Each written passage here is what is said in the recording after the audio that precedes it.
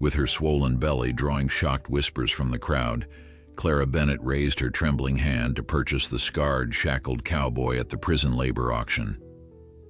The moment their eyes met across the dusty yard, she felt a jolt of recognition that defied explanation. This dangerous man with a murderous past would either be her salvation or her destruction. Before we continue, don't forget to subscribe to the channel, like the video, and comment where in the world you're watching from. Let's go. Clara Bennett never imagined her life would take such a turn. At 32, she stood in the dusty yard of Redemption Prison, her delicate hand resting on the swell of her 5-month pregnancy, watching as men in chains were led onto the wooden platform. The late summer sun beat down mercilessly on the Wyoming territory, and Clara dabbed at her brow with a handkerchief, wondering not for the first time if she had lost her mind. 3 months a widow, and here she was at a prison labor auction, desperate for help with her homestead before winter arrived. "Next up, prisoner 1876 Caleb Blackwood," announced the warden, a portly man with a voice that carried across the prison yard. 7 years served of a 10-year sentence for armed robbery. Strong back, good with horses. Starting bid is $20 for a 1-year contract. Clara's breath caught as the man stepped forward. He towered over the warden, standing at least 6'4", with shoulders broad enough to carry the weight of the world. But it was his face that drew gasps from the crowd.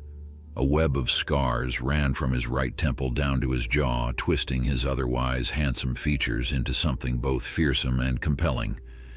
His eyes, a startling shade of blue, surveyed the crowd with cold detachment. "He's a devil," whispered Mrs. Abernathy, the butcher's wife, clutching her husband's arm. "Look at those scars. Probably got them in a knife fight." "I heard he was part of the Blackwood gang," another voice murmured. "They robbed half the banks in Colorado before they were caught." Clara knew the stories. Everyone in Cottonwood Springs knew of the infamous Blackwood gang. Their reign of terror had ended 7 years ago with a bloody shootout that left 4 men dead and Caleb Blackwood behind bars. What no one could agree on was whether Caleb had been the merciless leader or merely his brother's unwilling accomplice. "$20, called a rancher from the back, eyeing Caleb's muscular frame with the calculating gaze of a man assessing a workhorse. "$25, countered another. Clara's hand trembled as she raised it. $30, she called, her voice steadier than she felt. Heads turned, expressions ranging from shock to disapproval as they recognized the town's schoolteacher. "Mrs. Bennett," the warden acknowledged with surprise. $30, from the widow Bennett. She saw Caleb's gaze find her in the crowd, those ice-blue eyes widening slightly as they took in her pregnant form. A muscle worked in his jaw, but his expression remained unreadable. "$35, called the rancher. Clara's heart sank. She had brought exactly $30, every cent she could spare. Without help, she would lose the small ranch her husband had left her. With a baby coming, she couldn't manage alone, and hired hands wanted more than she could pay.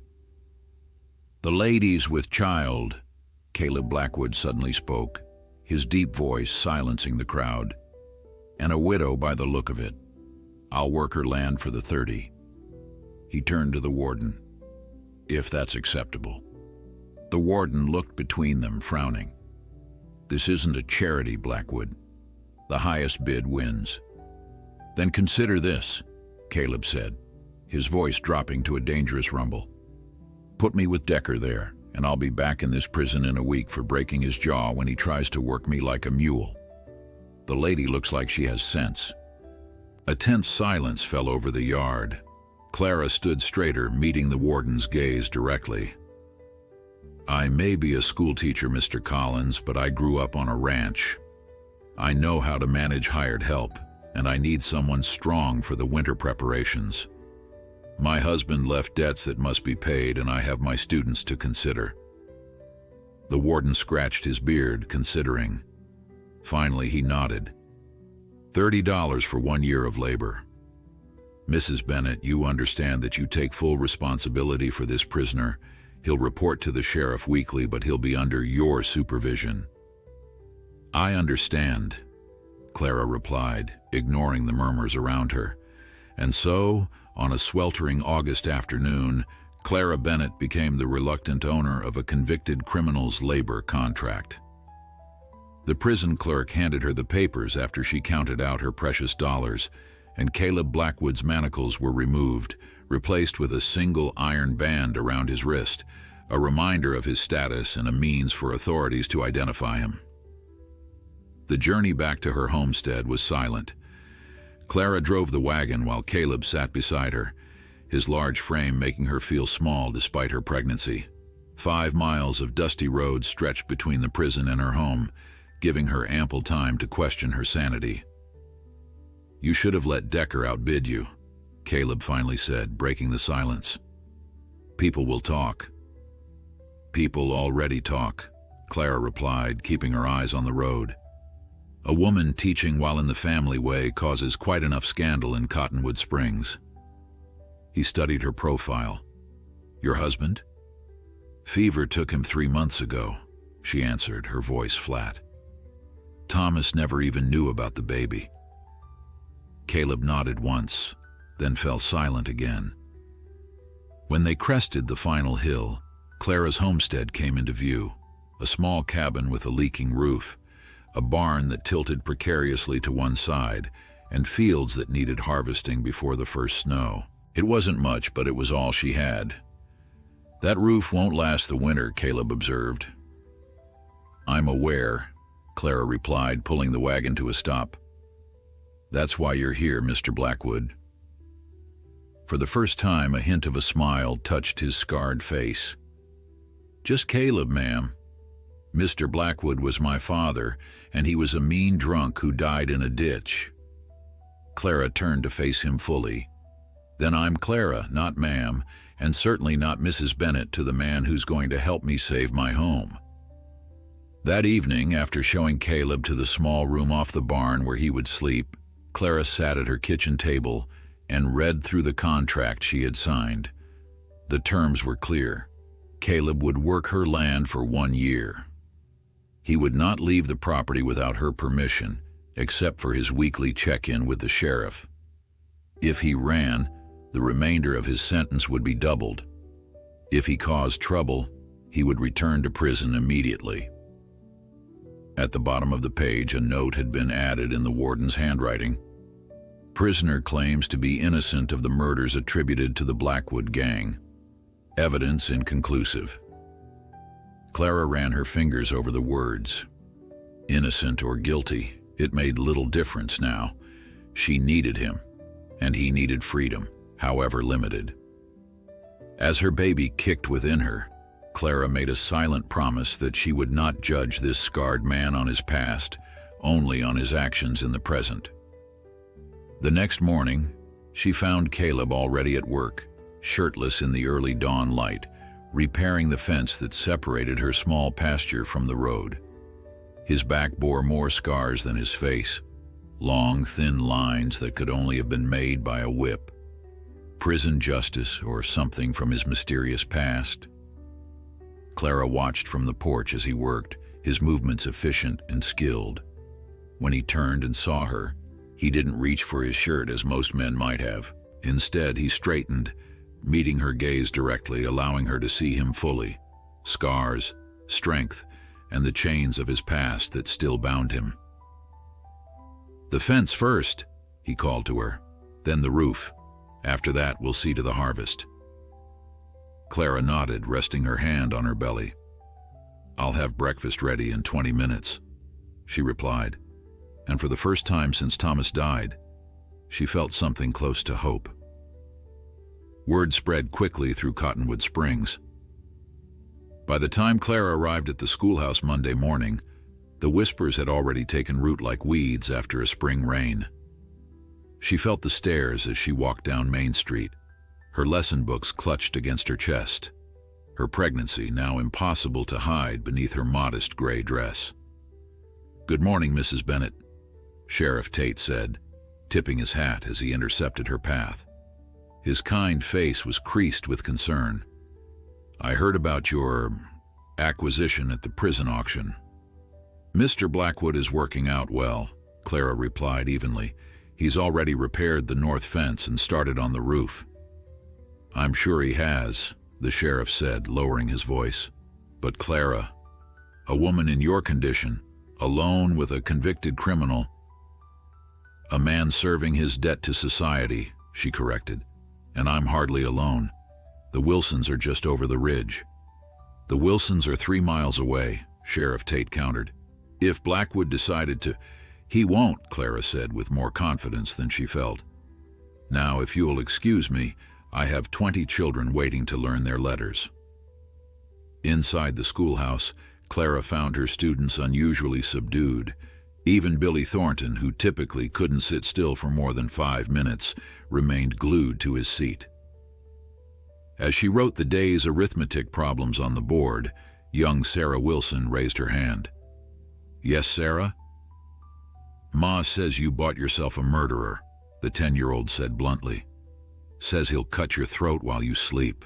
Clara set down her chalk with deliberate calm. "Your mother is mistaken, Sarah. Mr. Blackwood is working for me to pay off his debt to society. He was convicted of robbery, not murder." She addressed the entire class. "Sometimes people make mistakes or bad choices. Part of being Christian is allowing them the chance to make amends." "But his face," whispered Lily Peterson. "Tommy says it's because he fought the devil and lost." Despite herself, Clara smiled. "Tommy has an active imagination. Mr. Blackwood's scars are his own business, just as my private affairs are mine. Now who can tell me what 6 times 7 equals?" The day passed slowly, with Clara painfully aware of the notes being passed among the older children. At lunch, she overheard 2 girls discussing how their mothers had forbidden them from walking past the Bennett property. By afternoon, her patience had worn thin. "Before you leave today," she announced as the clock approached 3, "I want you to write a short composition on the danger of believing rumors without facts. We'll discuss it tomorrow." Walking home, Clara felt the weight of the town's judgment on her shoulders.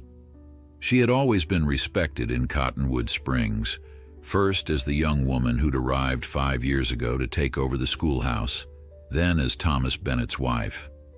Her marriage to the town's most eligible bachelor had raised eyebrows initially, a schoolteacher wedding a rancher 10 years her senior, but Thomas had been well liked, and people accepted their union.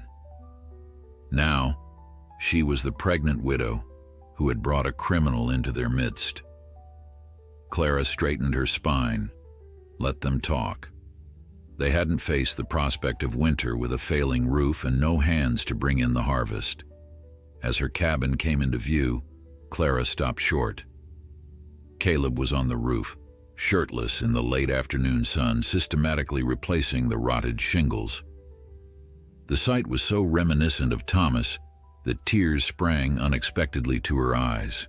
Her husband had been working on that very roof when he'd first complained of feeling unwell, 3 days before the fever took him.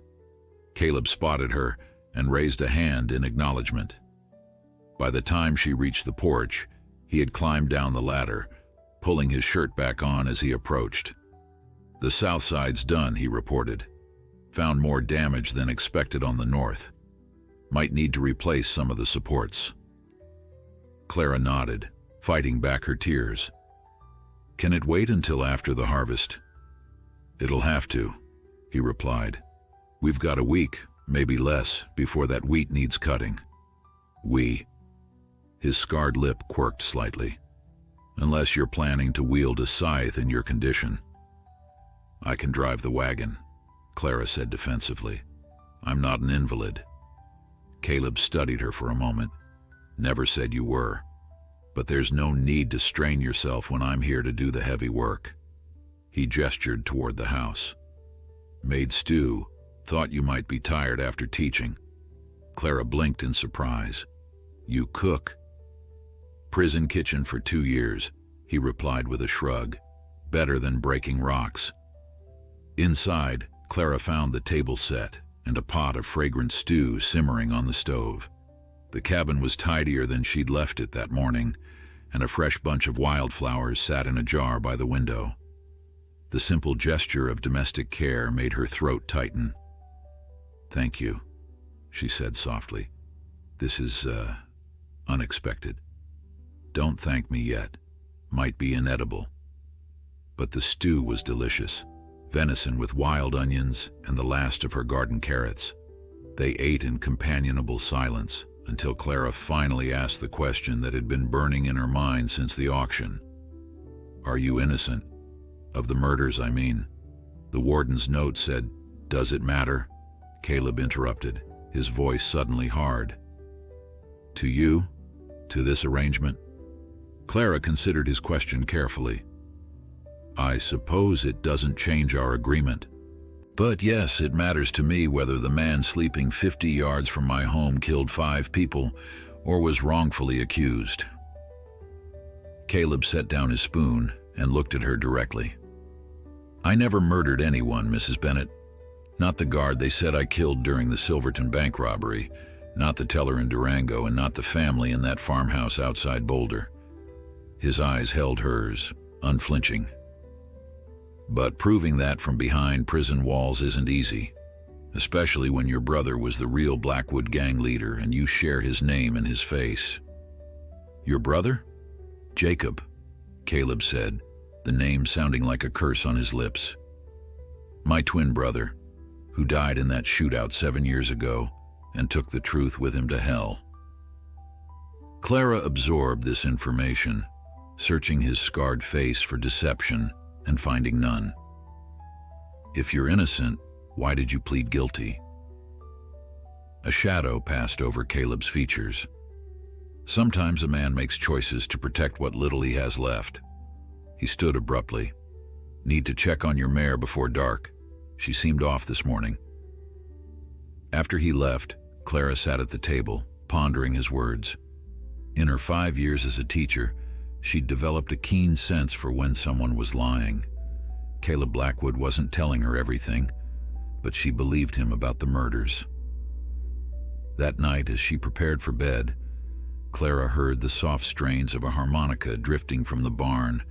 The melody was mournful, speaking of loss and longing in a way words never could. She stood by her window, listening, one hand resting on her unborn child. "Your pa would have questions about all this," she whispered to her belly, "but I think he'd understand desperate times call for desperate measures." The baby kicked in response, a flutter of movement that still amazed her even after 4 months of pregnancy. Clara smiled, making a decision. Tomorrow she would ask Caleb about the scars, not the ones on his face that everyone could see, but the deeper ones that had produced such sorrowful music on this quiet autumn night. Outside, the harmonica played on, its notes carrying across the darkened homestead like a prayer. Dawn broke with a chill that hinted at the approaching winter. Clara wrapped her shawl tightly around her shoulders as she made her way to the barn, a lantern swinging from her fingers. The harmonica's melody had haunted her dreams, and she'd risen earlier than usual, determined to learn more about the man whose labor she had purchased. She found Caleb already awake, fork in hand as he mucked out the stalls. Her mare nickered softly when Clara entered, but Caleb didn't look up. "Your horse is better this morning," he said, continuing his work. "Just needed some ginger root in her feed." "Where did you find ginger root?" Clara asked, hanging the lantern on a hook.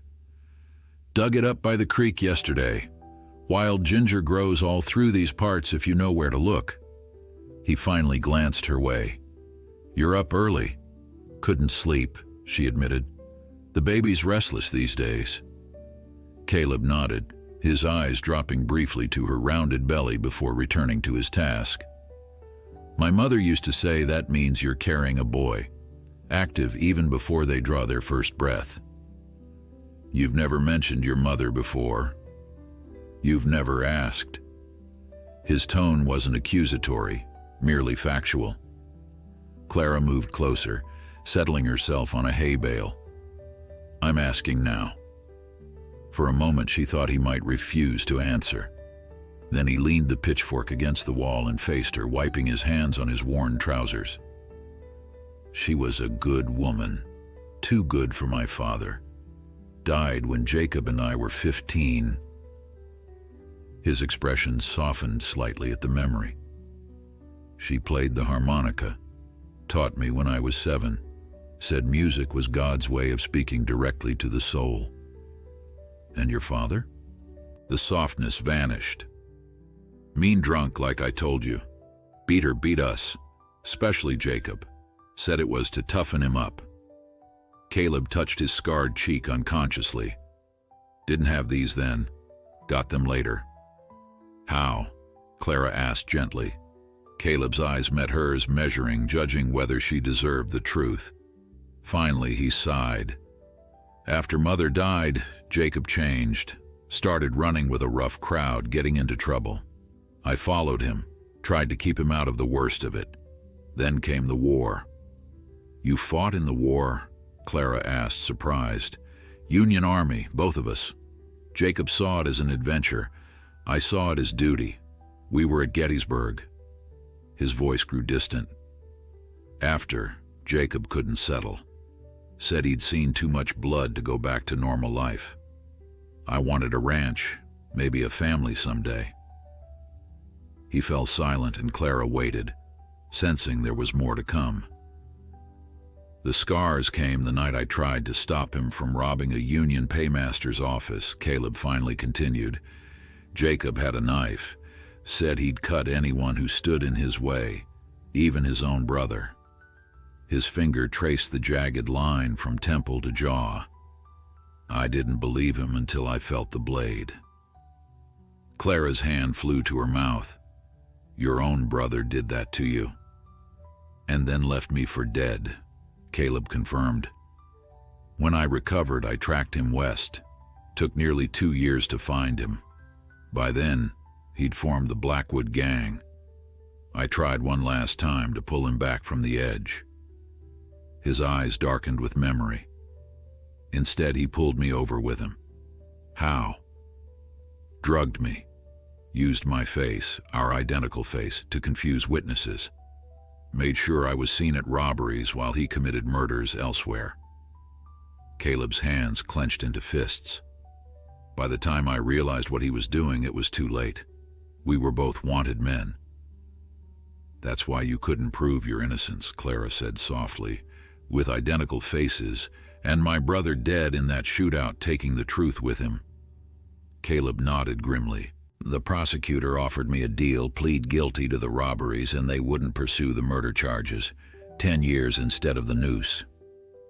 Clara absorbed his story, searching his face for deception and finding none. The tragedy of it struck her deeply. A man paying for his brother's crimes, his loyalty rewarded with betrayal. It explained the sorrow in his harmonica playing, the weariness that sometimes clouded his eyes. "Why tell me this now?" she asked. "Because you asked," he said simply. "And because I've seen how this town looks at you for bringing me here. You deserve to know what kind of man you've tied yourself to." Before Clara could respond, a sharp pain lanced through her abdomen, making her gasp. She clutched her belly, momentarily breathless. Caleb was at her side instantly. "What is it? The baby?"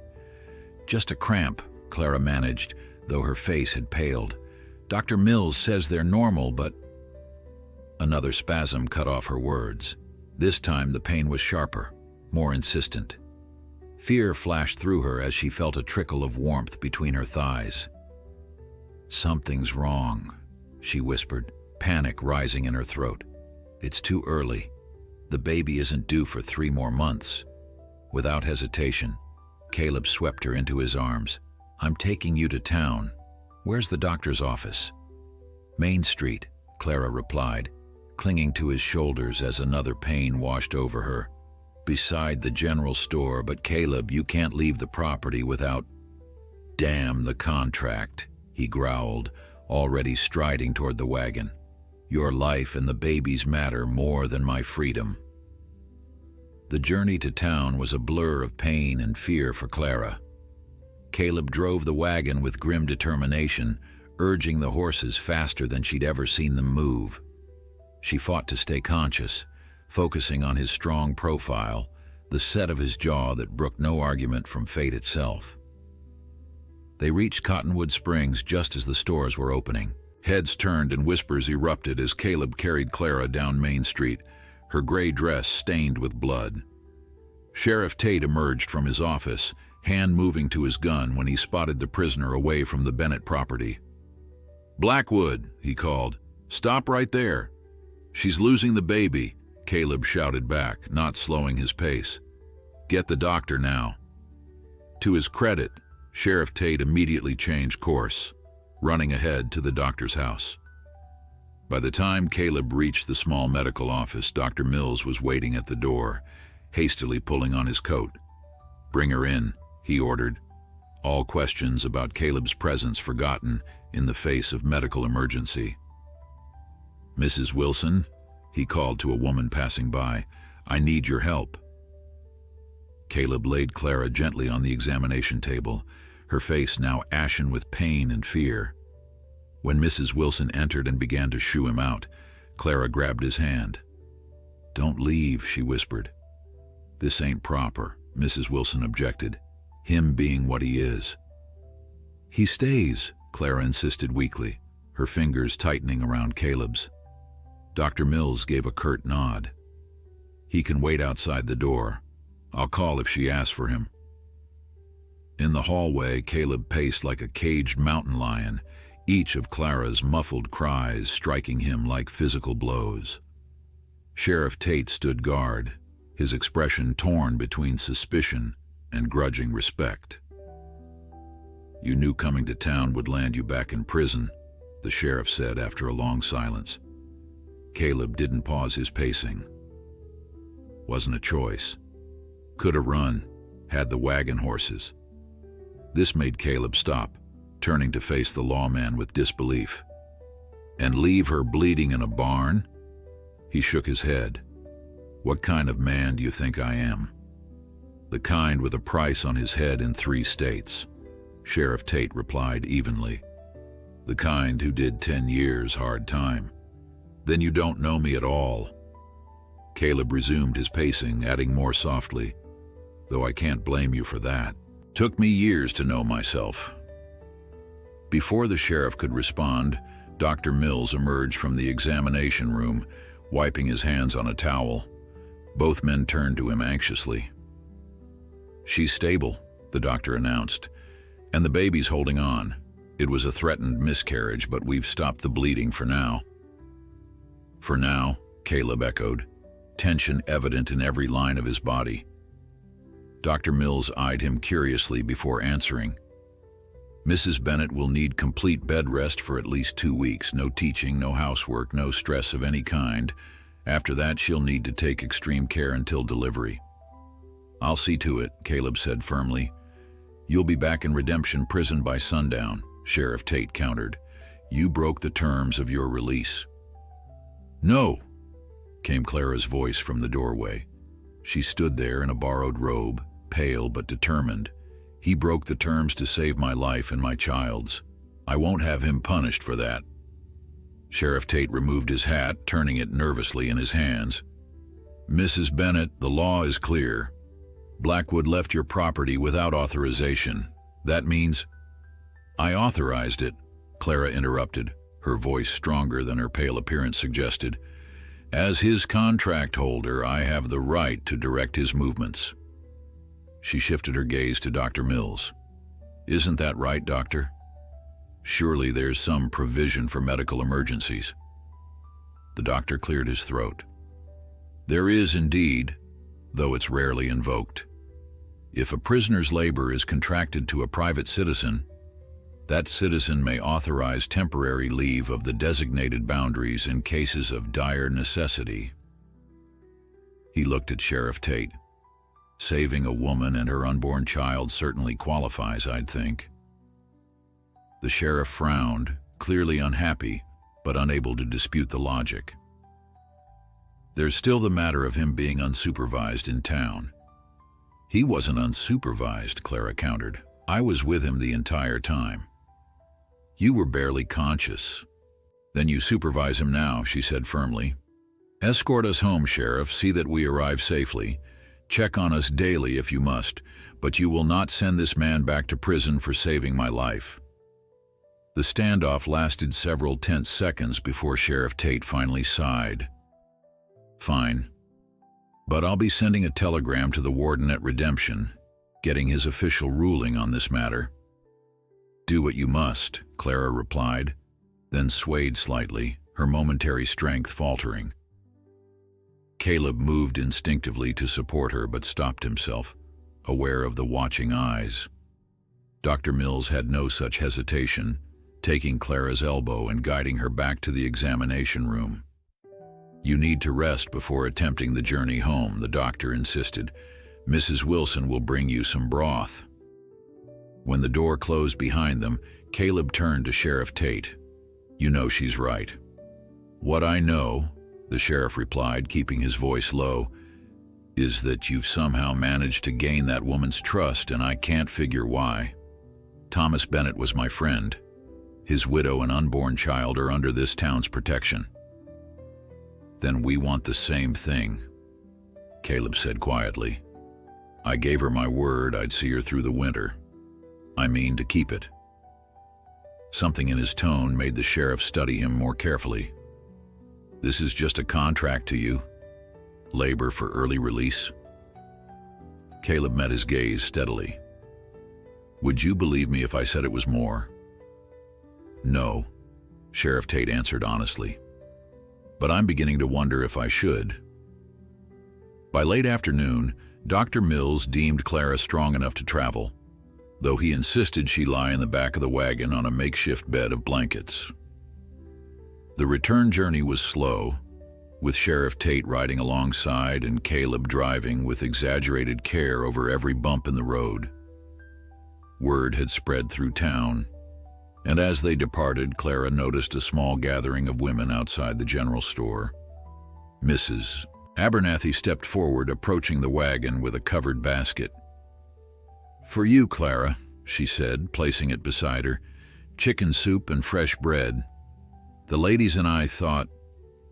She glanced awkwardly at Caleb, then back to Clara.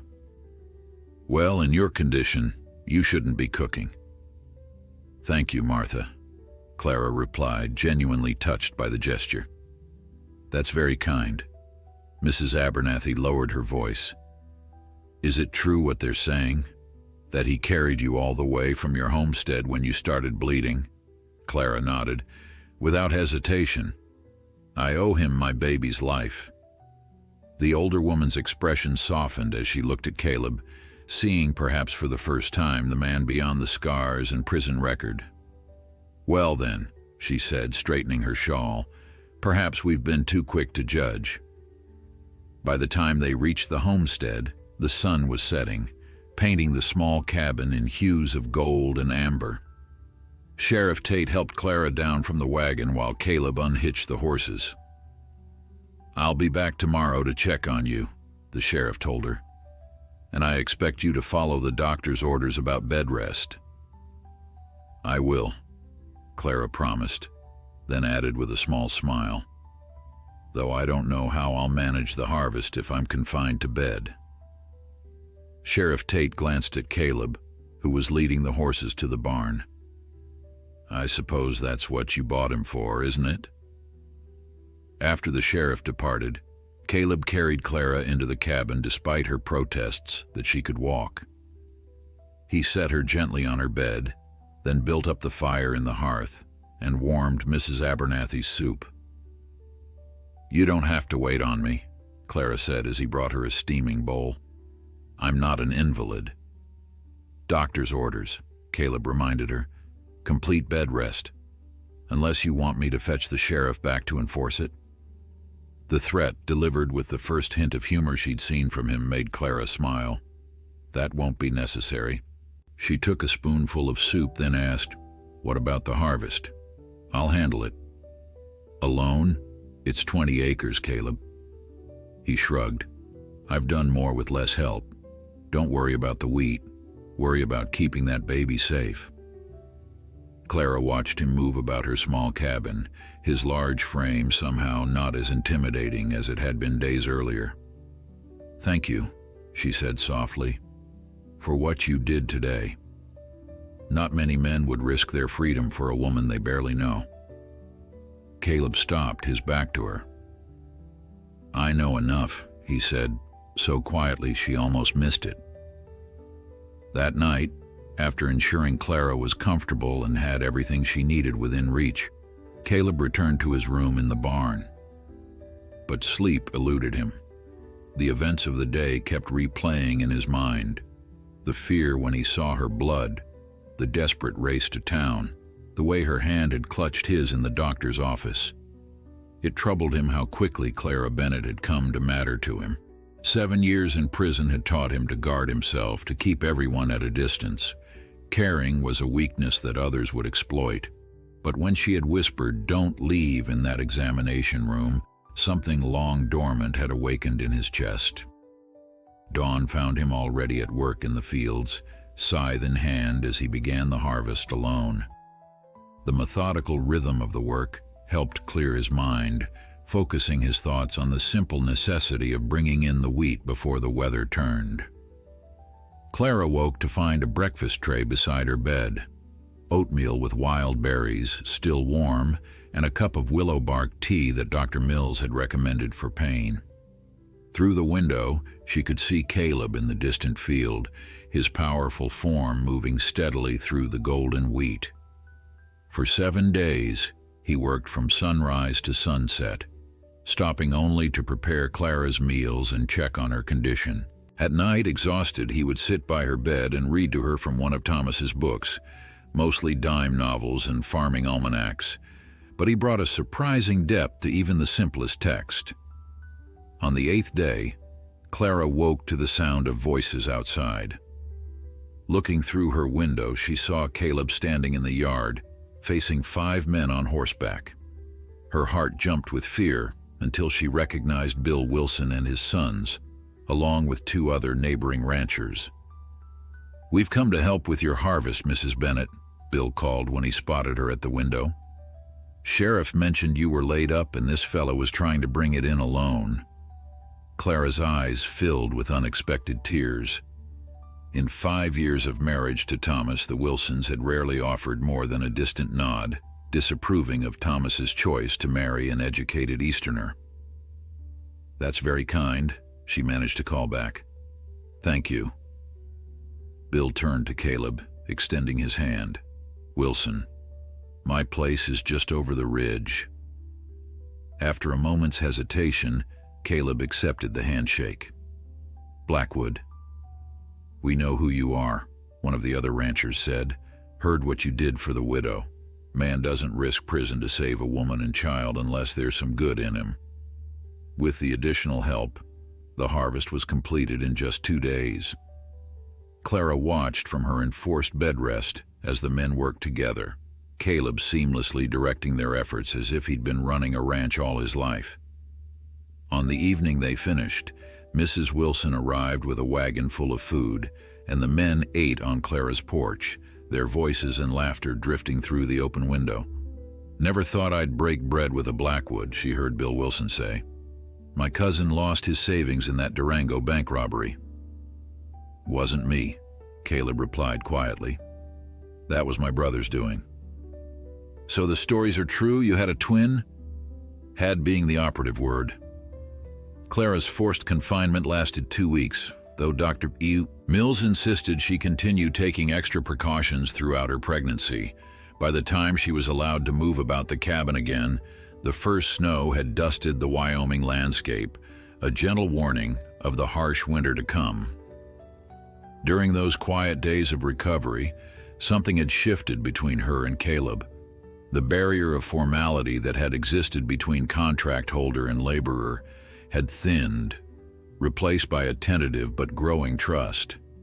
Each evening, after completing the endless tasks required to prepare the homestead for winter, Caleb would sit in the chair beside her bed, reading aloud, or simply talking. Clara found herself looking forward to these moments with an eagerness that both surprised and unsettled her. "Do you think you'll return to teaching soon?" Caleb asked one evening as he stoked the fire. Outside, the wind had picked up, rattling the newly repaired shutters. Clara folded her hands over her rounded belly, now noticeably larger.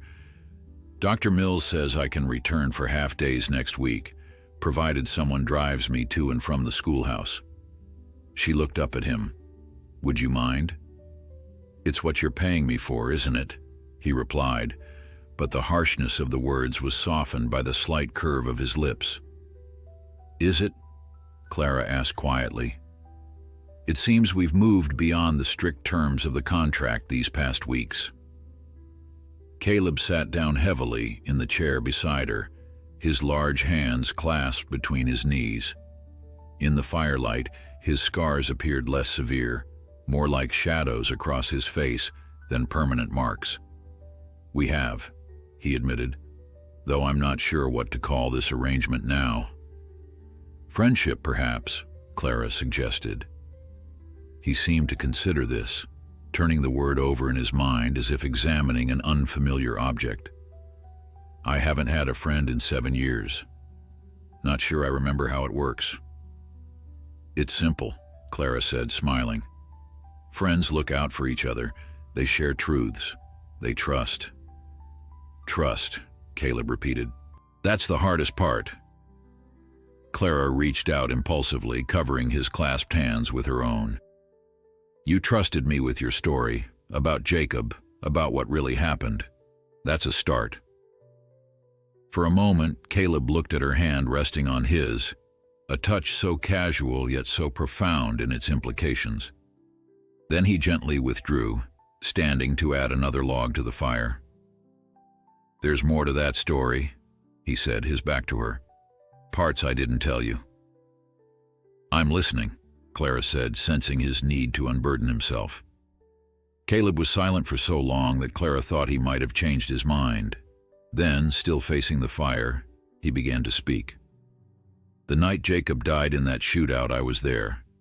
Not as part of the gang, but trying one last time to pull him out." His voice dropped lower. "I'd spent months tracking him, following rumors and reports of robberies across 3 territories. Found him in a saloon in Colorado, planning the bank job that would be his last." He turned slightly, his profile sharp against the firelight. "He was glad to see me, called me brother, embraced me like the old days. But there was something wrong in his eyes, something broken. When I tried to convince him to leave with me, start fresh somewhere else, he just laughed." Caleb's hands clenched at his sides. "Said it was too late for both of us, that my face was as wanted as his now. Then he offered me a choice. Join him for real this time, or he'd make sure I swung for crimes I didn't commit." "What did you do?" Clara asked softly. "I agreed to join them." Shame colored his voice. "Not because I wanted to rob that bank, but because I thought if I was there I could stop him from killing anyone else." The fire crackled in the silence that followed his admission. "The robbery went bad from the start," Caleb continued eventually. "Jacob was wild, reckless. When the shooting started, I tried to get him out the back way. That's when I saw him aim at a young teller who was cowering behind the counter, a boy no more than 16. He turned fully to face Clara now, his expression haunted. "I shot my own brother, Clara. Put a bullet in his gun arm to save that boy. The wound wasn't fatal, but it slowed him down. When the posse caught up to us outside of town, Jacob was still bleeding, weak. He didn't make it through the shootout." Clara's hand had risen to her mouth. "You tried to save him until the very end." "And failed," Caleb said flatly. "Failed him, failed myself. When they arrested me among the dead and wounded, I didn't fight it. Part of me thought I deserved punishment for not saving Jacob from himself years earlier. Is that why you pleaded guilty? Not just to avoid the murder charges, but as penance?" Caleb nodded slowly, 7 years in prison seemed fair payment for a lifetime of looking the other way, while my brother descended into madness. The baby chose that moment to kick vigorously, making Clara gasp softly. Without thinking, she reached for Caleb's hand and placed it on her belly. "Feel that?" she whispered. "That's life continuing, despite all the pain that came before. It's what we do, Caleb. We continue." His large hand remained still against her rounded stomach, his expression one of wonder as the baby kicked again. For a brief moment, all the barriers between them, prisoner and contract holder, man and woman, past and present, seemed to dissolve. The spell was broken by a sharp knock at the door. Caleb withdrew his hand quickly, moving to answer it with the wariness of a man who expected trouble. When he opened the door, Sheriff Tate stood on the porch, snow dusting his shoulders. "Evening, Blackwood," he said, stepping inside and removing his hat. "Mrs. Bennett, hope I'm not interrupting." "Not at all, Sheriff," Clara replied, adjusting her shawl around her shoulders. "Is something wrong?" Sheriff Tate glanced between them, his expression grave. "Got a telegram from the territorial marshal today. Seems someone's been asking questions about Caleb Blackwood in various towns across Wyoming and Colorado." Caleb tensed visibly. "What kind of questions?" "The kind that suggests they're looking for you specifically," the sheriff replied. "Man matching your description visited the warden at Redemption Prison last week, claiming to be a cousin searching for his long-lost kin." "I don't have any cousins," Caleb said flatly. "At least none that would come looking for me." Sheriff Tate nodded. Warden thought it was strange too, especially when the man started asking detailed questions about your contract with Mrs. Bennett and the location of her property. Clara felt a chill that had nothing to do with the winter air. "Did the warden tell him?" "No, ma'am. Said something felt off about the whole thing." The sheriff turned back to Caleb. "You make any enemies in prison who might be looking to settle a score now that you're out?" Caleb's expression darkened. "More than I can count. But this sounds different." "That's what I thought too," Sheriff Tate agreed. "Which is why I've been making my own inquiries. Man's name is Silas Morgan, according to the registry at Redemption. But when I telegraphed the authorities in Denver, they'd never heard of him." "A false name," Clara said, her hand instinctively moving to protect her belly. "Most likely," the sheriff confirmed. "Thought you should know, both of you. I'll be increasing my patrols out this way for the time being."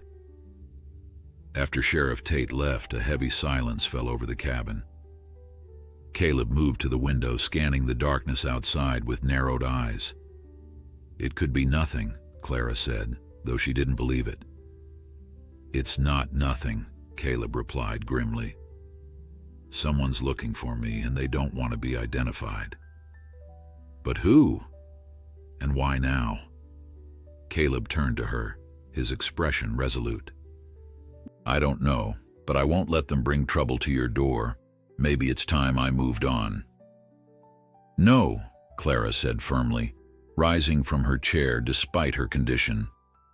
"Your contract is with me for a full year. We have a legal agreement." "Legal agreements won't matter if someone with a grudge shows up with a gun," Caleb countered. Clara moved to stand before him, her chin lifted in determination. "I won't let fear drive you away, not when you've become essential to this homestead." She hesitated, then added more softly, "To me." The admission hung between them, unexpected and unavoidable. Caleb's expression softened, the tension in his shoulders easing slightly. "Clara," he began, then stopped, seemingly at a loss for words. "We'll face whatever comes together," she said with a conviction that surprised even her. "Just as we've faced everything else." The first major snowfall came a week later, blanketing the homestead in 3 feet of pristine white. Clara stood at the window of the schoolhouse, watching her students frolic in the fresh powder during their midday break. Her return to teaching had been met with a mixture of concern and relief from the townsfolk. Concern for her health after the scare, relief that their children's education would continue. "Mrs. Bennett?" Sarah Wilson tugged at her sleeve. "Is it true that Mr. Blackwood saved you and the baby?" Clara smiled down at the curious 10-year-old. "Yes, Sarah, it's true. Pa says he must have good in him despite—" The girl gestured vaguely toward her own face. "Your father is right," Clara said gently. "Mr. Blackwood's scars are only on the outside. We all carry marks, Sarah. Some are just more visible than others." The girl considered this with solemn thoughtfulness. "Like how Tommy's pa drinks too much, but you can't see it on his face?" Clara suppressed a smile at the child's frankness. "Something like that. Now back to your arithmetic." Outside, Caleb waited with the wagon, a thick wool blanket ready to wrap around Clara for the journey home. The town had grown somewhat accustomed to his presence during her half-day teaching sessions, though mothers still pulled their children closer when he passed. What had changed, however, was the grudging respect offered by the men of Cottonwood Springs. Word of his solitary harvest attempt and then his efficient leadership of the neighbors who came to help had spread, shifting perceptions slightly from dangerous convict to capable ranch hand. "Cold setting in," he commented as he helped Clara into the wagon. "Storm coming too. Sky's got that look." Clara settled the blanket around her shoulders, noting the heavy gray clouds gathering on the horizon. "Will we make it back before it hits?" "If we hurry." He flicked the reins, setting the horses at a brisk pace. "Prepared the root cellar yesterday. Should have enough supplies to wait out a bad one if needed." They traveled in comfortable silence for a time, the only sounds the creak of the wagon and the muffled thud of hooves in snow. Clara found herself studying Caleb's profile, the strong line of his jaw below the scars, the watchful intensity of his gaze as he scanned the road ahead. In the 3 months since she'd purchased his contract, he had changed subtly. His face had filled out with regular meals, and the perpetual wariness in his eyes had softened, at least when they were alone. "Something on your mind?" he asked, catching her observation. "I was just thinking how different you seem from the man who stood on that prison auction block," she admitted. A ghost of a smile touched his lips. "Freedom will do that, even the limited kind." "Is that all it is? Freedom?" He glanced at her, something unreadable in his expression. "No, it's more than that." Before he could elaborate, the first flakes of the approaching storm began to fall, thick and fast. The wind picked up suddenly, driving the snow horizontally. "Damn," Caleb muttered. "It's coming faster than I thought." The next hour became a battle against the rapidly deteriorating weather. Visibility decreased to mere yards, and the temperature plummeted. Clara huddled deeper under the blanket, one hand protectively over her belly, while Caleb fought to keep the horses on the increasingly obscured road. "We need to stop," he finally said, his voice nearly lost in the howling wind. "There's a line shack about half a mile east of here. Thomas used it during roundup season." Clara peered through the swirling white. "How can you possibly find it in this?" "Trust me," was his only reply as he guided the horses off the main trail. Trusting Caleb Blackwood had become surprisingly easy, Clara realized. This man, whom society had deemed dangerous enough to lock away for 10 years, had proven more reliable than many so-called respectable citizens she'd known. The line shack materialized suddenly out of the whiteness, a small, sturdy structure built to withstand Wyoming winters. Caleb helped Clara inside before seeing to the horses, securing them in the lean-to attached to the cabin's eastern wall. The interior was sparse but functional. A small iron stove, a rough-hewn table with 2 chairs, a narrow cot, and shelves stocked with basic provisions. Clara recognized Thomas's handiwork in the neat arrangement. "My husband built this," she said softly when Caleb returned. snow melting in his dark hair. It was his pride, this little sanctuary from the elements. Caleb nodded, immediately setting to work building a fire in the stove. He built it well, might have saved our lives today. As warmth slowly filled the small space, Clara removed her outer layers and sat on the edge of the cot. The baby was active, responding to the excitement of the day with vigorous movement. She winced slightly as a particularly strong kick caught her ribs. "You all right?" Caleb asked, instantly alert. "Just the baby saying hello," she assured him. "Dr. Mills says he's strong and healthy despite the scare." "He?" Caleb raised an eyebrow. "You sound certain." Clara smiled, rubbing her belly. "Just a feeling." The storm intensified as evening approached, the wind screaming around the corners of the cabin like a living thing seeking entry. Caleb heated a can of beans and made coffee from the supplies on the shelf, serving Clara first before taking his portion. "We might be here overnight," he said, glancing out the small window at the blinding whiteness. "Would be foolish to try traveling in this." Clara nodded, trying to ignore the impropriety of their situation, stranded alone with a man who was neither her husband nor her relation. What would the good people of Cottonwood Springs say if they knew?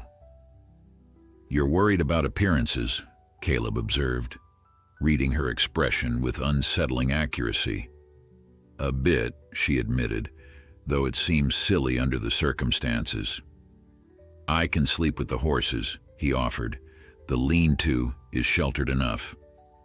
"Don't be ridiculous," Clara said firmly. "You'll freeze to death. This cabin is small, but we can maintain propriety. You take the floor by the stove, I'll take the cot." As darkness fell, the storm showed no signs of abating. They sat at the small table, the lamplight casting long shadows on the walls. Clara found herself relaxing in the strange intimacy of their shelter, the rest of the world reduced to the howling void beyond the walls. "Tell me something I don't know about you," she said impulsively. "Something from before prison, before Jacob's betrayal." Caleb seemed surprised by the request, but after a moment's consideration, he replied, "I wanted to be a veterinarian once. Had a way with animals, even as a boy. Dreamed of going to college back east. What happened?" "Life," he said simply. "War, Jacob, no money for schooling, even if I'd had the chance." He looked at her across the table. "Your turn. Something I don't know about Clara Bennett." She smiled at the unexpected reciprocation.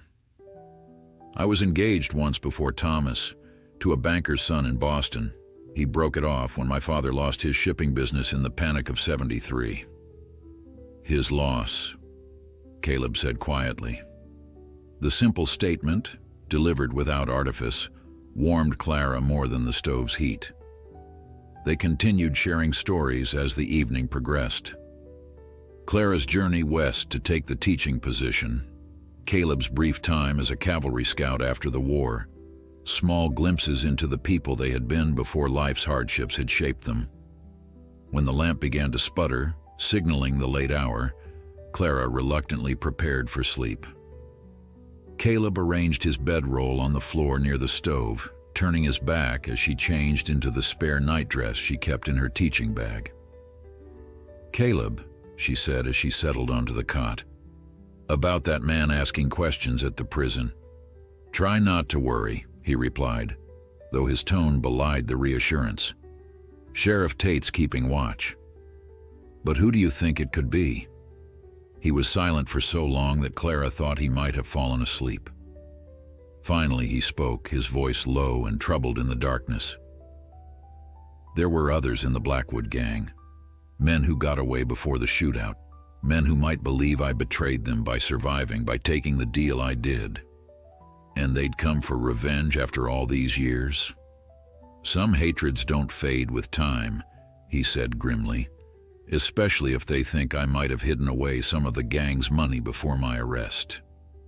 "Did you?" Clara couldn't help asking. "No," Caleb answered honestly. but Jacob might have, and to them, one Blackwood brother is the same as another. Morning brought stillness, the storm having exhausted itself overnight. Clara woke to find Caleb already up, stoking the stove and melting snow for coffee. Sunlight streamed through the window, transforming the small cabin into a haven of warmth and light.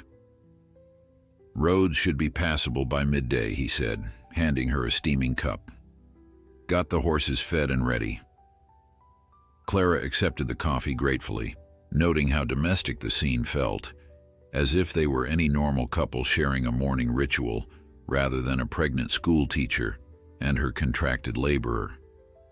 The thought brought heat to her cheeks that had nothing to do with the stove's warmth. "Thank you," she said, hiding her confusion behind the rim of her cup. "For everything. Finding this place, keeping us safe." Caleb nodded, his eyes meeting hers briefly before returning to his task of preparing a simple breakfast from the cabin's stores. In that fleeting glance, Clara saw something that quickened her pulse, a warmth, an awareness that mirrored her own conflicted feelings. They ate in companionable silence, both seemingly conscious of the temporary nature of their shelter, of the world waiting beyond the cabin's walls. When it was time to leave, Caleb helped Clara into her coat with careful hands, his fingers lingering momentarily at her shoulders. "The baby's quiet this morning," she remarked, trying to dispel the tension that had settled between them. "Sleeping after the excitement," Caleb suggested, his voice gruff as he gathered their few belongings. The journey back to the homestead was arduous, the wagon struggling through deep snow despite Caleb's efforts to follow the most manageable path. By the time the cabin came into view, the sun was already beginning its descent toward the western horizon. "Something's wrong," Caleb said suddenly, his body tensing as he pulled the horses to a halt. Clara followed his gaze. Nothing seemed amiss at first glance. The cabin stood undisturbed, smoke rising peacefully from the chimney. Then she saw what had alerted him, tracks in the snow leading to and from the front door. "Someone's been here," she whispered, instinctive fear clutching at her heart. "Stay in the wagon," Caleb ordered, reaching beneath the seat to retrieve the rifle he kept there. His expression had transformed, the peaceful companionship of the morning replaced by the vigilant wariness of a man accustomed to danger. "Caleb, wait!" Clara protested, but he was already moving, approaching the cabin with the cautious stalking of a predator. She watched, heart in her throat, as he circled the building, checking windows before finally approaching the door, rifle at the ready. When he disappeared inside, she counted the seconds, each one stretching longer than the last. Just as she was preparing to disregard his instructions and follow, he reappeared in the doorway. "It's clear," he called, though his expression remained troubled. But they went through everything. The interior of the cabin had been methodically searched, drawers emptied, mattress overturned, floorboards pried up in several places. Even the food stores had been disturbed, bags of flour and sugar spilled across the kitchen floor. They were looking for something specific, Caleb said grimly, surveying the destruction. "Money, most likely, or anything that might lead to it." Clara stood amid the chaos, one hand protectively covering her belly. "The Blackwood gang money? But you said you didn't have it." "I don't." His jaw tightened. "But they won't believe that. Not when there's a fortune at stake." "How much?" Clara asked quietly. "Over $20,000 according to the newspapers. The takings from 6 bank robberies that were never recovered." Caleb began righting furniture, his movements controlled, despite his evident anger. Jacob was smart. Would have hidden it somewhere only he knew. Clara helped as best she could, given her condition, gathering scattered books and personal items. Among them, she found a framed photograph of Thomas that had been removed from its frame, as if the searcher thought something might be hidden behind it. "What do we do now?" she asked, carefully replacing the photograph. "Alert the sheriff," Caleb replied. "Then prepare. They'll be back." The implication was clear. Whoever had searched the cabin was not satisfied with what they'd found, or rather, hadn't found. The danger was far from over. Sheriff Tate arrived an hour later, his expression grim as he examined the tracks and the disarray inside. "Same boot prints match those I found at the Peterson place last week," he observed. "Thought it was just a random burglary then." "It wasn't," Caleb said flatly. "They're working their way through the area, looking for me, or more specifically, for what they think I have." The sheriff nodded slowly. "I've got a telegram for you from the warden at Redemption." He extracted an envelope from his coat. "Arrived yesterday, but the storm kept me from delivering it." Caleb opened it with steady hands, though Clara could see the tension in his shoulders as he read. "Man calling himself Silas Morgan visited again," he summarized. "Warden told him nothing, but he apparently left town headed this direction." "That settles it," Sheriff Tate said.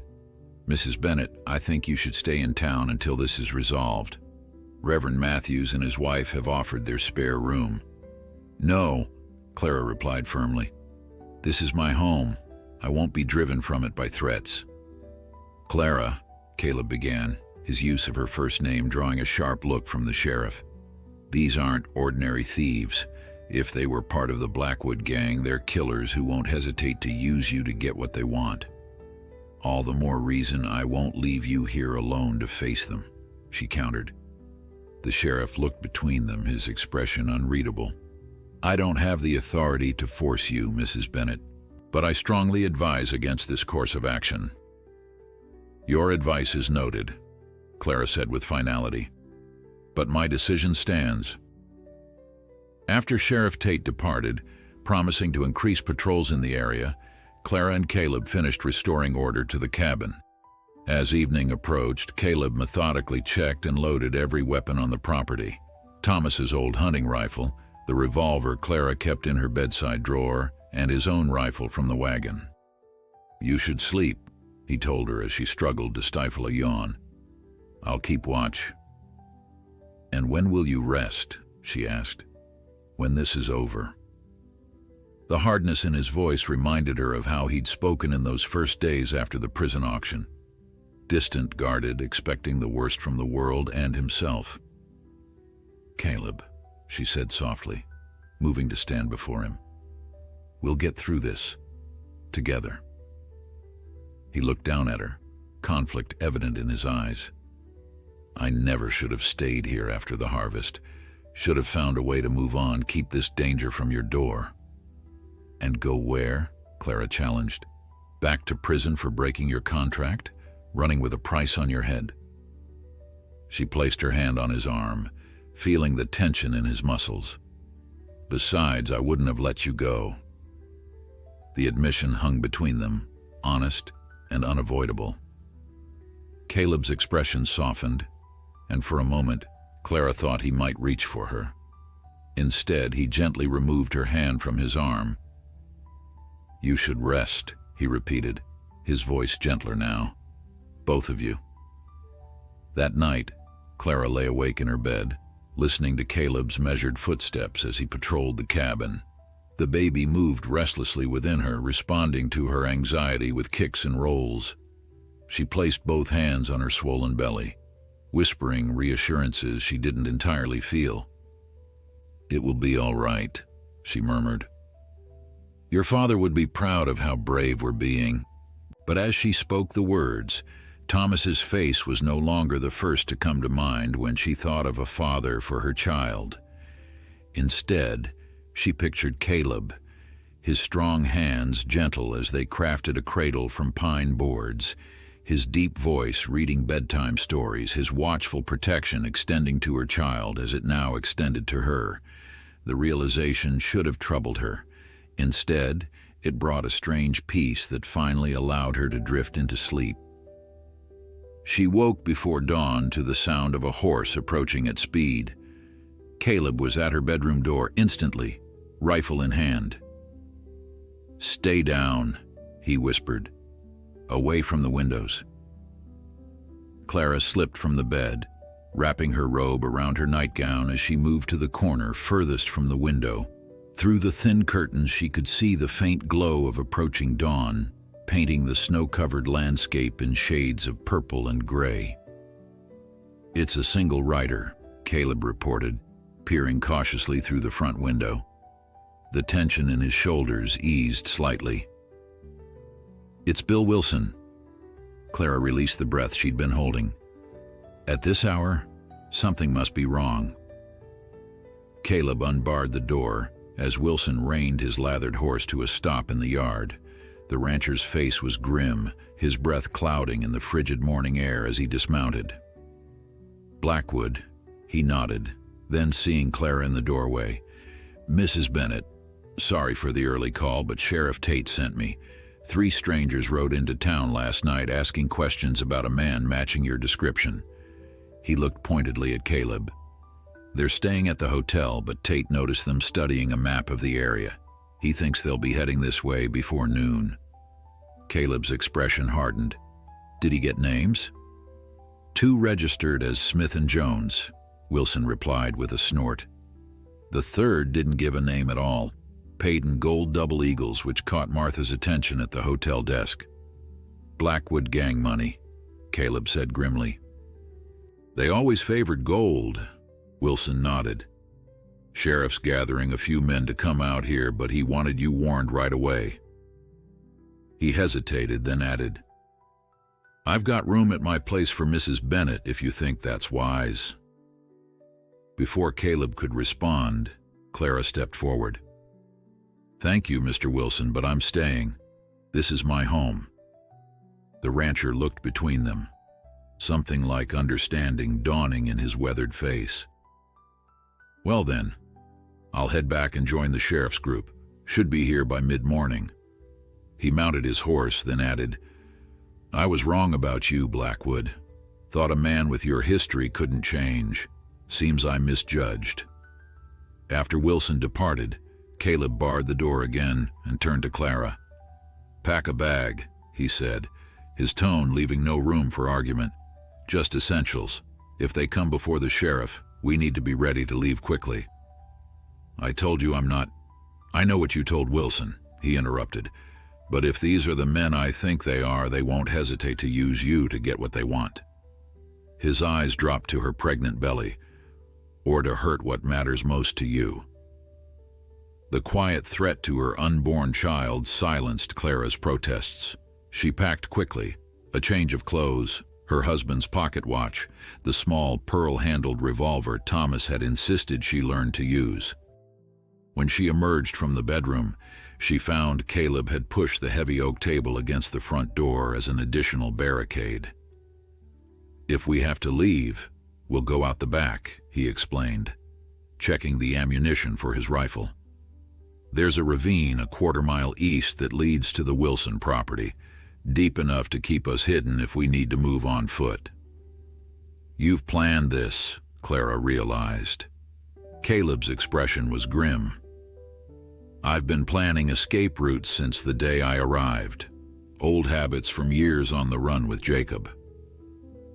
The casual admission that he had always been prepared to flee sent an unexpected pang through Clara's heart. Even as they had grown closer, as trust had built between them, a part of him had remained poised for flight. Would you have left? She asked quietly, without saying goodbye. He met her gaze, something vulnerable flickering in his eyes. Once, yes. Before I knew you. Before... He stopped, seeming to catch himself. It doesn't matter now. I won't leave you to face this alone. The hours that followed were tense with waiting. Caleb positioned himself at the front window, rifle ready, while Clara prepared a simple breakfast. Neither of them had the appetite to eat. The baby was unusually active, responding to her anxiety with constant movement. Tell me about them, she said finally, needing conversation to break the oppressive silence. The men who might be coming. Caleb remained focused on the window as he spoke. If it's who I think, There were 3 who escaped the shootout. Deke Harrow, the oldest, who planned most of the robberies with Jacob. Samuel Pike, who was little more than a boy then, but had a taste for violence that made even Jacob wary.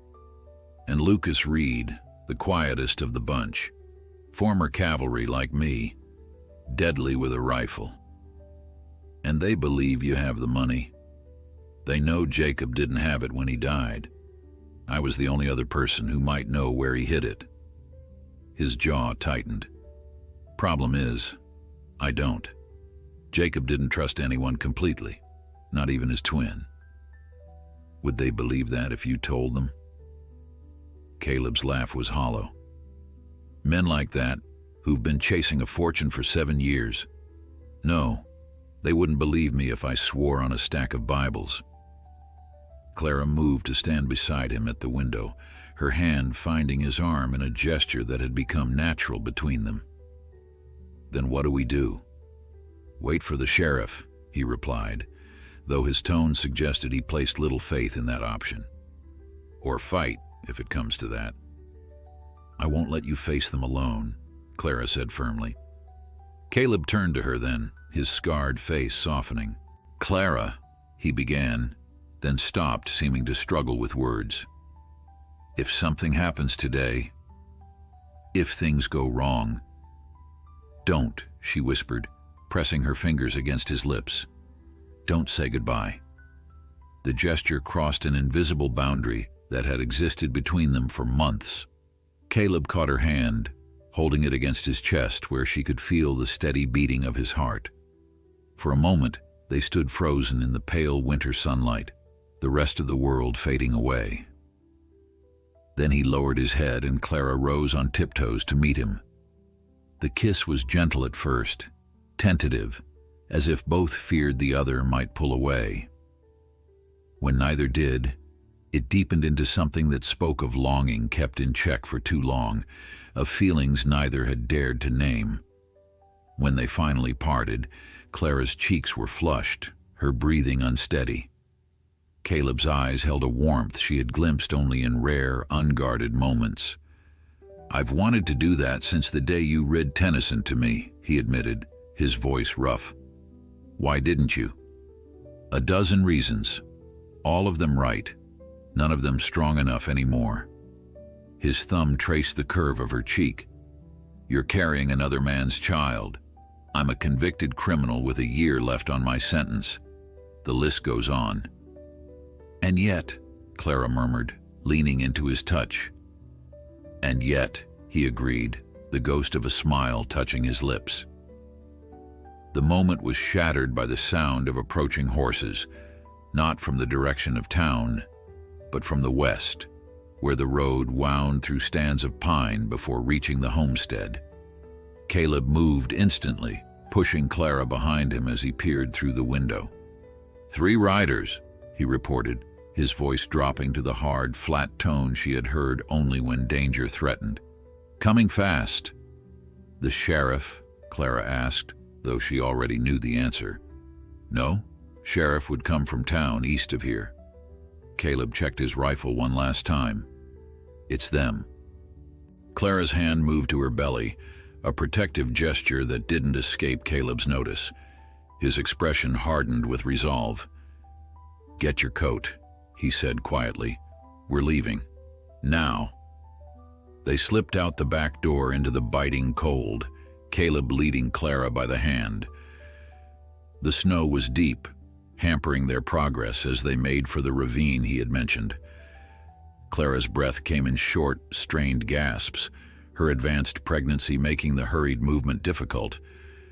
Just a little farther, Caleb encouraged, supporting her with a strong arm around her waist. The ravine drops off just beyond those pines. Behind them, they heard the riders reach the cabin, voices calling out in harsh, demanding tones. Clara glanced back to see 3 men dismounting, their figures dark against the snow. They'll see our tracks, she gasped, clutching at the stitch in her side.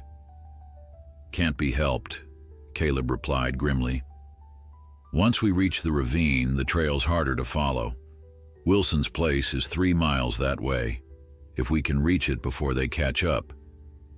3 miles through deep snow seemed an impossible distance in Clara's condition, but she pushed forward, one hand protectively covering her belly. The baby sensed her distress, kicking and shifting uncomfortably. They had almost reached the tree line when a shout went up from the cabin. "Tracks! They went this way!"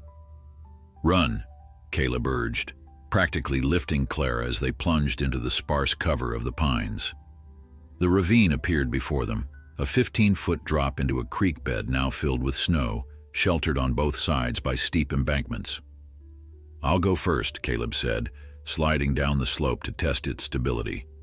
The snow cushioned his descent, and he looked up, arms extended. "I'll catch you. Trust me." Clara didn't hesitate. She sat at the edge and pushed off, sliding into Caleb's waiting arms. He set her gently on her feet, then took her hand again as they began moving along the ravine floor, sheltered from sight by the high banks. The shouts grew closer. Their pursuers had found the tracks leading to the ravine. "Keep moving," Caleb whispered, his breath frosting in the air. "Don't look back." They had covered perhaps half a mile when Clara stumbled, going to one knee in the snow. Pain lanced through her abdomen, sharper than before, more insistent. "I can't," she gasped, clutching her belly. "The baby. Something's wrong." Caleb's face paled as he knelt beside her. "Is it coming?" "No, too early," Clara managed between waves of pain. "But something's not right."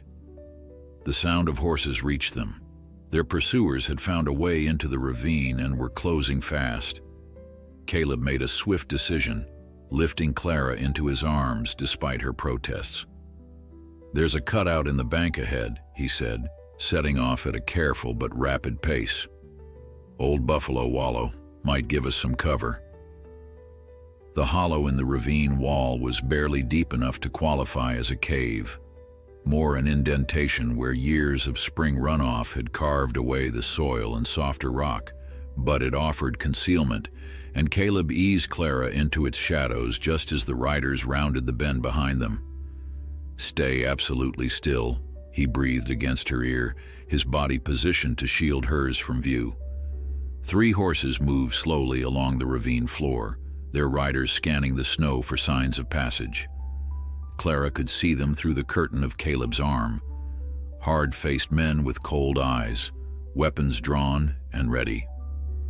"Spread out," ordered the oldest, a gray-bearded man with a face like weathered leather. "They can't have gone far, not with a woman big with child."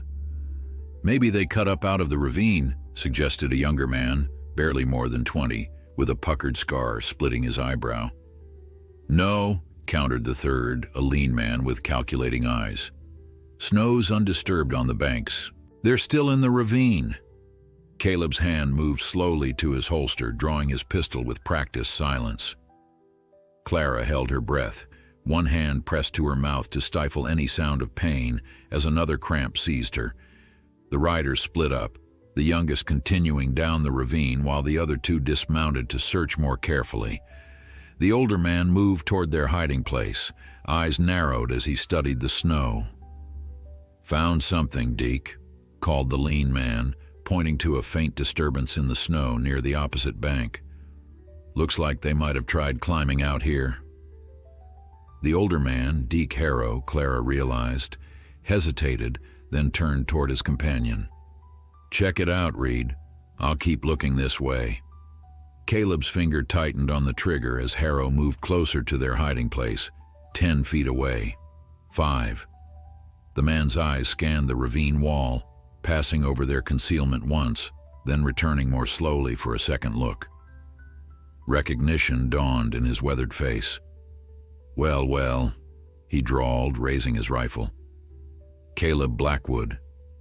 Been a long time."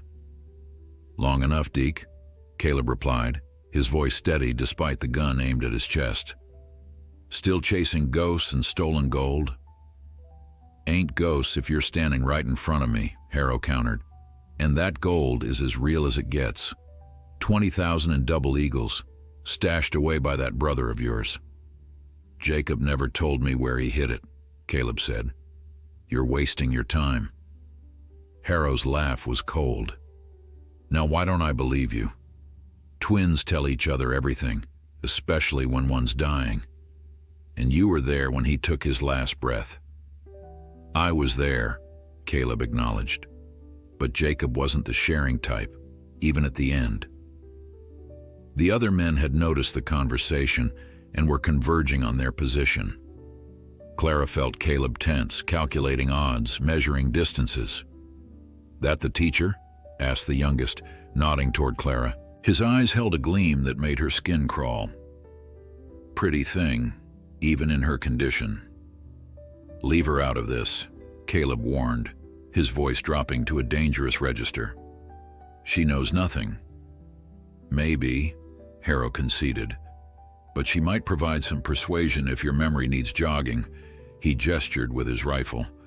Come on out, both of you, slowly. Caleb moved first, keeping his body between Clara and the gunman as they emerged from their hiding place. The pain in her abdomen had subsided temporarily, but Clara knew something was wrong. The baby was too still now, when moments before it had been moving frantically. Look at this touching scene, mocked the lean man. Reed. Blackwood playing protector to a pregnant widow. Never thought I'd see the day. People change, Lucas, Caleb replied evenly, though I wouldn't expect you to understand that. Reed's face hardened. Only thing I understand is that Jacob promised us equal shares of that gold. 7 years I've waited to collect while you sat comfortable in prison. Prison ain't comfortable, Caleb countered. But it gave me time to think about the kind of man I want to be. The kind I was before Jacob pulled me into his schemes. Touching, Harrow sneered, but it don't change the fact that you owe us our share. Now where's the gold, Caleb? I told you I don't know. The youngest man stepped forward, raising his pistol to Clara's head. Maybe we should help him remember, Deke. Start with the woman. Clara felt rather than saw Caleb's decision in the split second before he moved. His hand squeezed hers once. A farewell, a promise, a plea for forgiveness all at once. Then he was lunging at the young gunman, his body becoming a shield as he knocked the pistol aside. The gun discharged with a deafening crack, the bullet burying itself in the ravine wall. What followed was chaos. Caleb grappled with the youngest man while the other two raised their weapons. Clara screamed as Reed took aim at Caleb's back, her voice echoing off the ravine walls. The shot that rang out didn't come from Reed's gun. It came from the rim of the ravine above them, where Sheriff Tate stood with a smoking rifle, Bill Wilson, and 3 other men beside him, all armed. "Drop your weapons," the sheriff commanded. "You're surrounded." For a moment, no one moved. Then Harrow slowly lowered his rifle, motioning for Reed to do the same. The youngest continued struggling with Caleb until a solid punch rendered him unconscious. "You all right, Mrs. Bennett?" Sheriff Tate called down. But Clara couldn't answer. A new pain, sharper and more insistent than before, tore through her abdomen.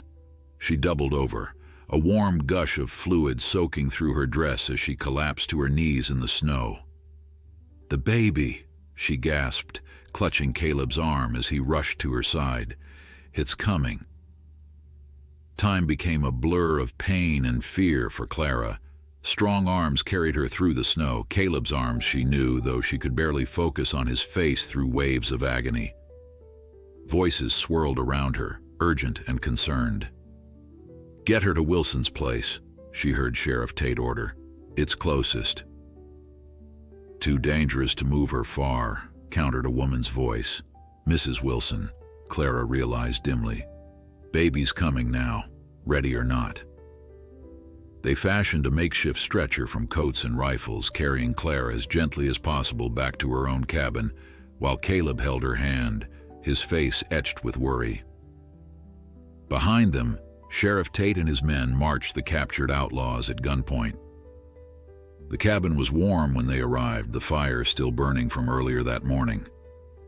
How strange, Clara thought through her pain, that only hours had passed since Caleb had kissed her by that very hearth.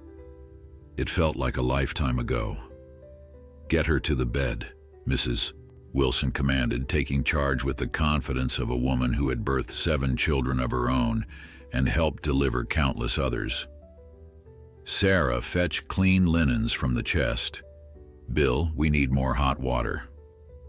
Through it all, Caleb refused to leave Clara's side even when Sheriff Tate tried to pull him away to discuss the prisoners. "They can wait," he growled, his scarred face fierce with determination. "I'm not leaving her." Mrs. Wilson gave him an appraising look. "If you're staying, make yourself useful. Hold her up while I check the baby's position." What followed were the most grueling hours of Clara's life. The baby was coming too early, nearly 2 months before its time, and in the wrong position. Mrs. Wilson's experienced hands worked tirelessly to turn the infant, her weathered face showing concern she tried to keep from her voice. "Talk to her," she instructed Caleb during a brief respite between contractions. "Keep her mind here, she's fading." Caleb leaned close, his forehead touching Clara's, his voice low and urgent. "Stay with me, Clara. You and the baby both. I need you to fight." Clara focused on his eyes, so blue, so steady despite the fear she could read in their depths. "I'm trying," she whispered, "but I'm so tired." "I know," he said, stroking damp hair from her forehead. "But you're the strongest person I've ever known. The woman who stood in a prison yard and bought a scarred cowboy when everyone thought she was mad." His voice broke slightly. "The woman who saw past my scars to the man beneath. Don't leave me now, when I've just found you." Another contraction seized her, more powerful than the last. Clara cried out, clutching Caleb's hand with bruising force. "That's it," Mrs. Wilson encouraged. "The baby's turning. Push now, Clara." Clara pushed with the last of her strength, dimly aware of Sheriff Tate standing awkwardly by the door, of Sarah Wilson's wide eyes as she handed fresh linens to her mother, of Bill Wilson shooing the other men outside to wait. But mostly, she was aware of Caleb, his strength supporting her, his voice in her ear urging her not to give up, his presence an anchor in the storm of pain that threatened to sweep her away. "One more," Mrs. Wilson commanded. "One more big push, Clara." With a final desperate effort, Clara felt the baby slip from her body. There was a moment of terrible silence. Then a thin, angry cry filled the cabin, the sound of new life demanding to be acknowledged. "A boy," Mrs. Wilson announced, quickly wrapping the tiny infant in warm blankets. Small, but strong lungs on him. She placed the swaddled newborn in Clara's trembling arms. He was indeed tiny, his face red and wrinkled, but perfect in every detail. 10 fingers, 10 toes, a wisp of dark hair that reminded Clara of Thomas. "Hello, little one," she whispered, tears streaming down her face. "You're early, but very welcome." Caleb stood beside the bed, his expression a mixture of awe and uncertainty, as if unsure of his place in this moment. Clara reached for his hand, drawing him closer. "Meet Thomas Samuel Bennett," she said softly. "Named for his father and for a brother who died too young." Caleb's eyes widened at the middle name. Samuel, his brother's name before he became Jacob, a detail Clara remembered from one of their quiet evening conversations. "He's perfect," Caleb said, his voice rough with emotion. Sheriff Tate cleared his throat from the doorway. "Hate to interrupt, but those men aren't getting any friendlier out in the barn, and I need to know what you want done with them, Blackwood." Clara felt Caleb tense beside her, the moment of peace shattered by the reminder of the danger they had faced. He squeezed her hand once, then straightened, turning to face the sheriff. "They're wanted in 3 territories," he said. "Rewards should be substantial." "And the gold?" Sheriff Tate asked. "They seem mighty convinced you know where it is." Caleb's expression hardened. "I told them the truth. Jacob never shared that secret, not even with me. Later that evening, after the prisoners had been taken to town and Mrs. Wilson had shown Clara how to nurse her premature but surprisingly vigorous son, Caleb sat beside the bed, watching mother and child with wonder. "You should sleep," he said gently when the baby finally dozed off. "In a moment," Clara replied, studying his face in the soft lamplight. "We need to talk first." Caleb nodded, his expression guarded. "About what happens now?" "Yes." She shifted slightly, wincing at the soreness in her body. "Sheriff Tate told me the territorial governor has reviewed your case. With the capture of the real Blackwood gang members and their testimonies about Jacob's role, your sentence has been commuted." Hope flickered briefly in Caleb's eyes before he controlled it. "So, my contract with you is void?" "Technically, yes. You're free to go whenever you choose." Clara looked down at her sleeping son, then back to Caleb. "Is that what you want? To leave?" The question hung between them, weighted with all that remained unspoken. Caleb's gaze moved from Clara to the baby, his expression softening. "What I want," he said carefully, "hasn't mattered for a very long time. I learned to stop wanting things in prison." He paused, seeming to gather courage. "But if I were to want something now, it would be to stay. Here, with you. With both of you."